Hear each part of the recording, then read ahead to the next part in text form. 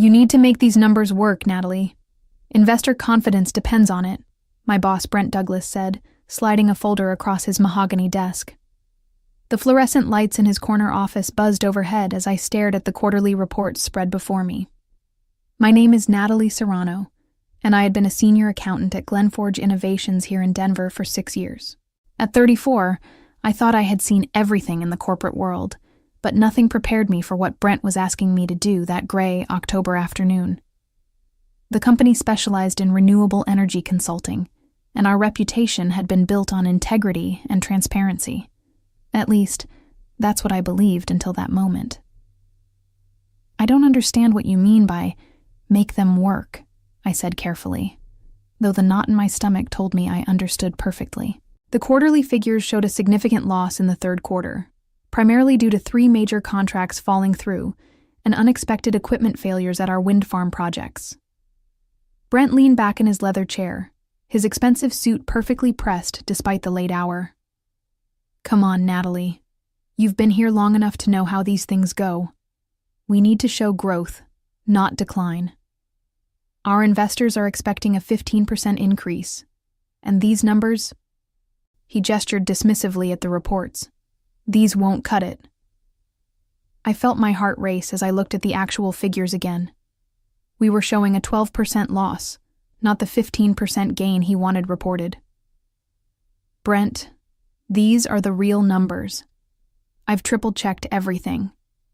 The Westmont contract fell through in September, and the Colorado Springs project had those turbine issues that cost us nearly $2 million. Then find a way to reclassify those expenses, he said, his tone growing sharper. Move them to next quarter. Adjust the depreciation schedules. Do whatever you need to do. I don't care how you fix it, just fix it. The office felt smaller suddenly, the walls closing in around me. Outside his window, I could see the Rocky Mountains in the distance, their peaks dusted with early snow. Those mountains had always reminded me why I loved working in Denver, but now they seemed like silent witnesses to what felt like a betrayal of everything I stood for. I can't do that, I said quietly, my voice steadier than I felt. That would be fraudulent reporting. I could lose my license. Brent's expression darkened, and I saw something in his eyes that made my blood run cold. It wasn't surprise or disappointment. It was anger that I had dared to question him. That look told me this conversation was far from over. The tension in Brent's office was suffocating as he stared at me with barely concealed fury.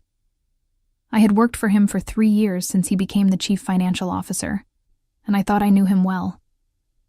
He had always been demanding and results-oriented, but I had never seen this calculating coldness before. Natalie, I think you're misunderstanding the situation here, he said, his voice taking on a patronizing tone that made my skin crawl. This isn't about fraud. This is about presenting our financial position in the most favorable light possible. It's what every company does. I shifted in my chair, feeling the weight of 6 years at Glenforge Innovations pressing down on me. I had started here as a junior accountant fresh out of graduate school, working my way up through dedication and long hours. I had genuinely believed in the company's mission of advancing renewable energy solutions. The irony wasn't lost on me that the company promoting clean energy was asking me to dirty their books. But these adjustments you're suggesting would misrepresent our actual financial position, I insisted.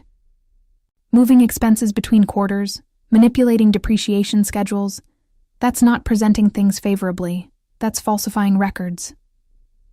Brent stood up and walked to his window, looking out at the Denver skyline. The late afternoon sun cast long shadows across his office, and I noticed how the light seemed to avoid his face. You know, Natalie, I've been watching your work for a while now. You're technically competent, I'll give you that, but you lack the vision to see the bigger picture. The bigger picture? I asked, though I wasn't sure I wanted to hear his answer. He turned back to me, his smile sharp and cold. The bigger picture is that Glenforge Innovations is on the verge of securing a $100 million investment from Peterson Capital. That investment will allow us to expand our operations, hire more people, and make a real impact on renewable energy adoption.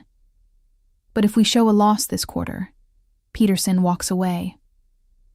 I felt my mouth go dry. Peterson Capital was one of the largest green energy investment firms in the country. A partnership with them would indeed transform Glenforge Innovations, but not at the cost of financial fraud. That doesn't justify falsifying our reports, I said, though my voice sounded smaller than I intended. Brent's smile widened, but there was no warmth in it. Think about it over the weekend, Natalie. Think about what's more important, your rigid interpretation of accounting principles, or the future of clean energy. We'll talk again on Monday. As I left his office, I couldn't shake the feeling that I was walking into a trap. That weekend was the longest of my life. I sat in my apartment in the Highlands neighborhood, staring out at the city lights and wrestling with what Brent had asked me to do. My cat Phoenix seemed to sense my distress and stayed close, purring softly as I tried to make sense of the situation. I kept thinking about my father, Miguel, who had immigrated from Mexico with nothing but a fierce work ethic and an unwavering belief in doing the right thing. He had worked construction for 30 years, sending me to college with money earned through back-breaking labor and absolute honesty. Mija, he used to tell me, your reputation is the only thing no one can take from you unless you give it away. On Sunday evening, I made my decision. I would not falsify the reports, no matter what Brent threatened. But something in his demeanor on Friday had made me uneasy, so I decided to protect myself. I drove back to the office building, using my access card to enter after hours. The building was eerily quiet as I made my way to my cubicle on the 14th floor. For the next 3 hours, I methodically copied every document I could access related to our quarterly financials. Emails, spreadsheets, internal memos, budget projections. Everything. I encrypted the files and stored them on multiple external drives, then uploaded copies to a secure cloud storage account I created specifically for this purpose. Call it insurance, call it paranoia, but my instincts told me I would need proof of the company's actual financial position if things went badly. Monday morning arrived with a gray Denver sky that matched my mood. I dressed carefully in my navy blue suit, professional armor for what I suspected would be a battle. As I walked into the building, I noticed Brent's Porsche was already in the executive parking garage. He was clearly eager for our conversation. I had barely settled at my desk when his assistant, Victoria, appeared beside my cubicle. "Mr. Douglas wants to see you immediately," she said, her usually friendly demeanor replaced by cold professionalism. The way she said it, without her usual smile or small talk, told me that word of Friday's conversation had spread. As I walked toward Brent's office, I felt my colleagues' eyes on me. Some looked curious, others sympathetic, but most seemed eager to avoid being associated with whatever was happening. I had worked with these people for years, shared coffee breaks and celebrated promotions together, but now I felt completely alone. Brent's door was open, and I could see him sitting behind his desk with what looked like a prepared folder in front of him. His expression was calm, almost serene, which somehow made the situation feel more ominous than if he had been obviously angry. "Come in, Natalie," he said, his voice carrying an odd formality. "Close the door behind you. We have some things to discuss." I closed the door and took the chair across from Brent's desk, the same chair where I had sat on Friday when this nightmare began. The folder in front of him was labeled with my name, and I could see what looked like official letterhead beneath the cover. "I hope you used the weekend to reconsider our conversation," Brent said, folding his hands on his desk. His tone was casual, but there was steel underneath it. "Have you thought about what I asked you to do?" "I have," I replied, trying to keep my voice steady. "And I can't do what you're asking. I won't falsify financial reports, Brent. There has to be another way to handle the Peterson Capital situation." His expression didn't change, but something flickered behind his eyes. "I see. Well, that's unfortunate, but not entirely unexpected." He opened the folder and slid a document across the desk to me. "In that case, I'm afraid we need to discuss your future here at Glenforge Innovations." My heart sank as I looked at the document. It was a termination letter, already prepared and dated for today. The reason given was performance issues and failure to adapt to evolving business requirements. I felt a surge of anger at the vague language designed to protect the company from any wrongful termination claims. Performance issues? I said, unable to keep the indignation out of my voice. Brent, you know my performance has been exemplary. I've never had a negative review. That was before you demonstrated an inability to work collaboratively with management, he said smoothly. Your refusal to work with me on this project shows a concerning lack of team spirit. I stared at him, finally seeing him clearly for what he was. This wasn't about performance or team spirit. This was about eliminating anyone who might stand in the way of his fraudulent scheme. You're firing me because I won't commit fraud for you. Brent leaned back in his chair, his composure never wavering. I'm firing you because you're too naive for the real business world. Maybe accounting isn't for you, Natalie. Perhaps you should consider a career in education or nonprofit work, where your rigid moral standards might be more appreciated. The condescension in his voice was overwhelming, but it also crystallized something inside me. I wasn't just being fired. I was being dismissed as irrelevant, naive, and incompetent. After 6 years of dedicated service, he was treating me like a child who didn't understand how the adult world worked. I'll need you to clean out your desk and return your access card by the end of the day, he continued, consulting his watch as if my termination was just another appointment in his busy schedule.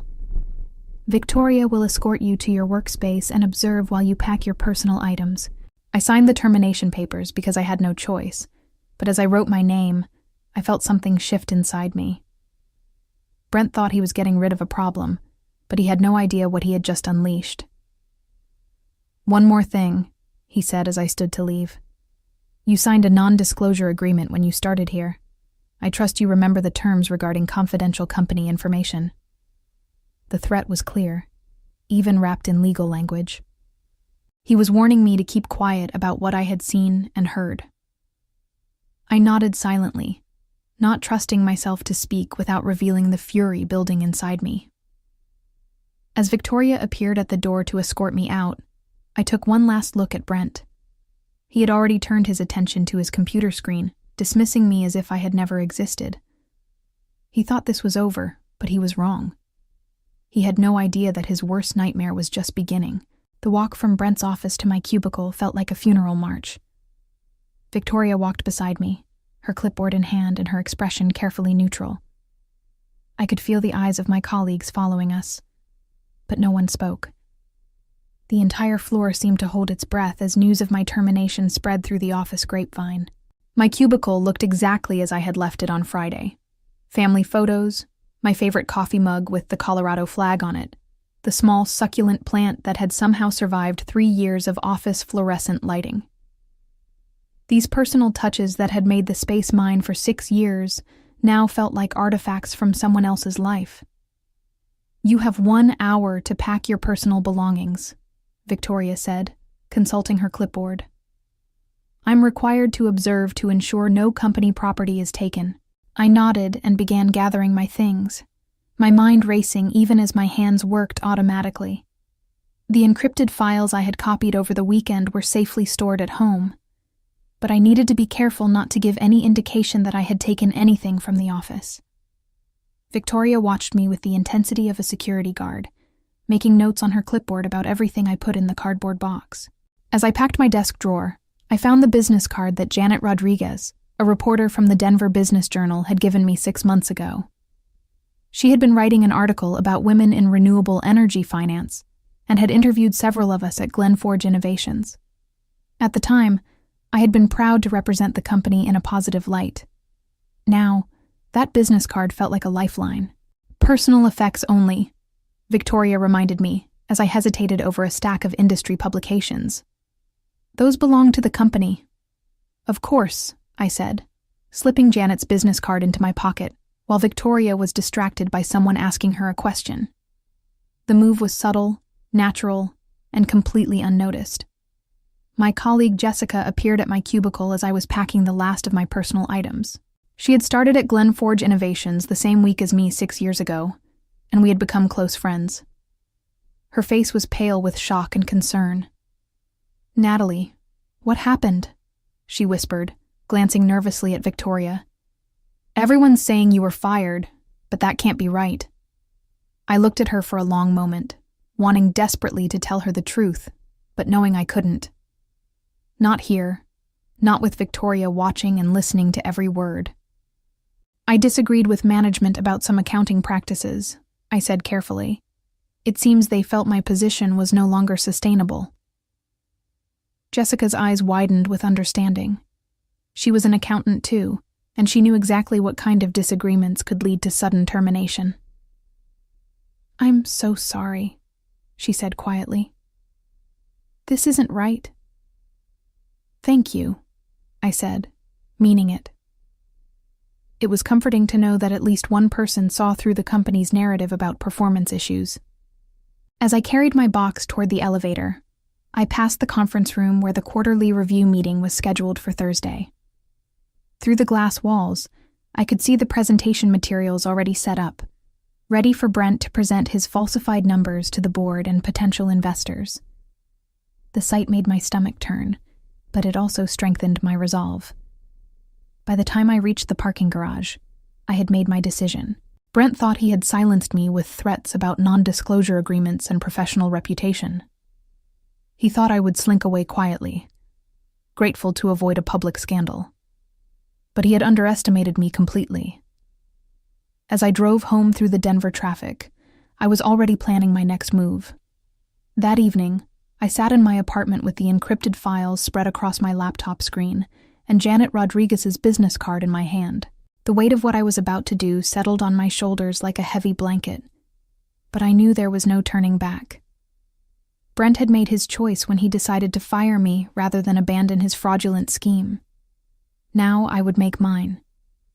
I called Janet's number, and she answered on the second ring.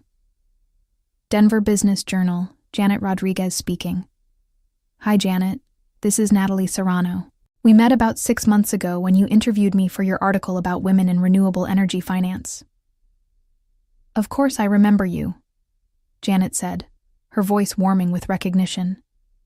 "You work at Unforgettable Innovations. How are you?" "Actually, I worked at Unforgettable Innovations. I was terminated today." I took a deep breath. "Janet, I have a story that I think you should hear. It involves financial fraud, investor deception, and a company that's about to betray everything it claims to stand for." There was a pause on the other end of the line. "Those are serious allegations, Natalie. Are you sure you want to go on the record with something like this?" "I'm sure," I said, surprised by the steadiness in my own voice. "But I need to know that you'll investigate this thoroughly. I have documentation, but I want to make sure this story is bulletproof before it goes public." Janet's journalist instincts kicked in immediately. "Can you meet me tomorrow morning? There's a coffee shop called Highlands Coffee on 32nd Avenue. I can be there at 8 a.m. "I'll be there," I said. "And Janet, bring a photographer. I have a feeling this is going to be bigger than just one company's financial irregularities." After hanging up with Janet, I spent the rest of the evening organizing my evidence. The encrypted files contained everything Brent thought he had hidden. The real quarterly numbers, his emails discussing the need to massage the data, and most damning of all, a recorded voicemail he had left for his assistant discussing the Peterson Capital meeting and how the adjusted numbers would guarantee the investment. But as I reviewed the evidence, I realized that going to the press wasn't enough. Financial fraud was a federal crime, and if Brent was willing to fire me to hide his activities, he would probably try to destroy evidence and intimidate other employees once my story went public. I needed to involve law enforcement before he had a chance to cover his tracks. I researched the Securities and Exchange Commission's whistleblower program and found their online reporting portal. The process was more straightforward than I had expected, but the weight of what I was doing made my hands shake as I typed my report.